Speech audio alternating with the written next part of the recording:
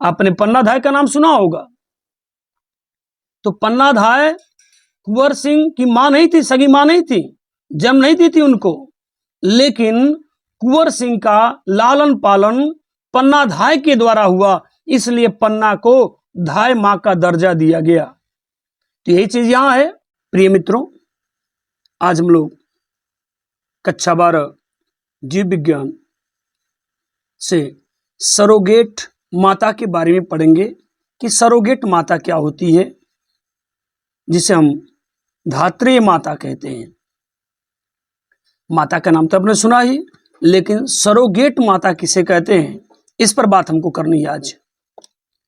तो कुछ ऐसी स्त्रियां होती हैं जिनमें अंडाणु का निषेचन होता है और निषेचन से भ्रूण का निर्माण होता है, लेकिन उन स्त्रियों के गर्भाशय गर्भ को धारण करने योग्य नहीं होते।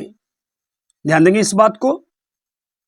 कुछ स्त्रियों में अंडाणु का निषेचन होता है और निषेचन से भ्रूण तो बनता है, लेकिन उस स्त्री का गर्भाशय उस गर्भ को धारण करने के योग्य नहीं होता है। तो ऐसी स्त्रियों के अंडाणु, ये हमने बात यहां किया है, देखिएगा, ऐसी स्त्रियां जिनमें भ्रूण तो बनता है, यानी ऐसी स्त्रियां जिनके अंडाणु का निषेचन होता है और निषेचन से भ्रूण तो बनता है, लेकिन उनका गर्भाशय गर्भ धारण करने योग्य नहीं होता है, यानी गर्भ धारण नहीं कर पाता है।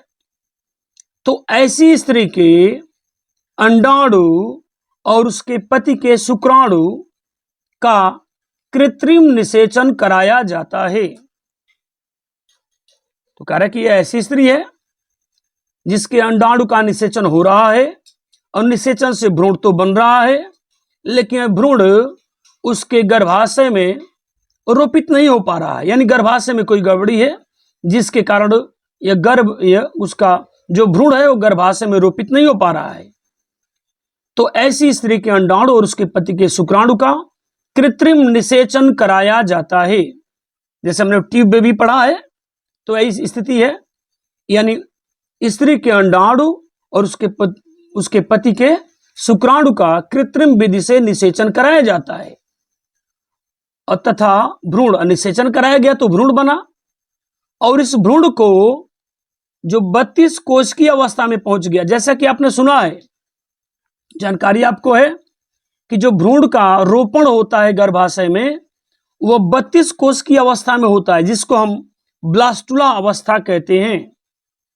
तो जो कृत्रिम निषेचन से भ्रूण बना, उस भ्रूण को क्या करेंगे, 32 कोश की अवस्था में जब पहुंच जाएगा, यानी ब्लास्टुला अवस्था में पहुंच जाएगा, तो उस भ्रूण को किसी दूसरी सामान्य स्त्री, कैसी स्त्री, सामान्य स्त्री, जिसे हम धात्रेय माता या सरोगेट माता कहते हैं, के गर्भाशय में रोपित कर दिया जाता है।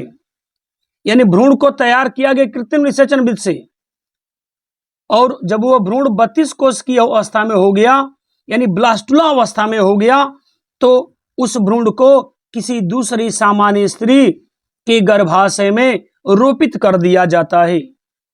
क्योंकि पहली वाली जो स्त्री थी उसका गर्भाशय गर्भधारण नहीं कर पा रहा था, इसलिए इस भ्रूण को दूसरी सामान्य स्त्री के गर्भाशय में रोपित कर दिया जाता है। किस अवस्था में, 32 कोश की अवस्था में, जिसे हम ब्लास्टुला अवस्था कहते हैं। यह भ्रूण जन्म तक धात्रेय माता या सरोगेट माता के गर्भाशय में ही वर्धित होता रहता है, यानी बढ़ता रहता है, पलता रहता है। आपने पन्नाधाय का नाम सुना होगा। तो पन्नाधाय कुंवर सिंह की मां नहीं थी, सगी मां नहीं थी, जन्म नहीं दी थी उनको, लेकिन कुंवर सिंह का लालन पालन पन्नाधाय के द्वारा हुआ, इसलिए पन्ना को धाय मां का दर्जा दिया गया। तो यही चीज यहां है। लेकिन ये धात्री मां क्या है, यानी जिसके गर्भाशय में भ्रूण रोपित किया जा रहा है, उस मां को हम सरोगेट मां या धात्री मां कहेंगे। और यह भ्रूण उस मां के गर्भ में कब तक रहेगा, तो यह भ्रूण जन्म तक यानी जब तक जन्म नहीं हो जाएगा, यानी 32 कोष की अवस्था में रोपित किया गया और यह भ्रूण जन्म तक सरोगेट माता के गर्भाशय में ही वर्धित होता रहता है, यानी बढ़ता रहता है। यानी कहने का मतलब क्या है कि जिस मां के गर्भ में यह भ्रूण रोपित किया गया, उस दूसरी मां को ही हम सरोगेट मां या धात्री मां कहेंगे। उम्मीद करते हैं यह बिंदु आपको अवश्य समझ में आ रहा होगा। तो वीडियो को लाइक और सब्सक्राइब कर दें।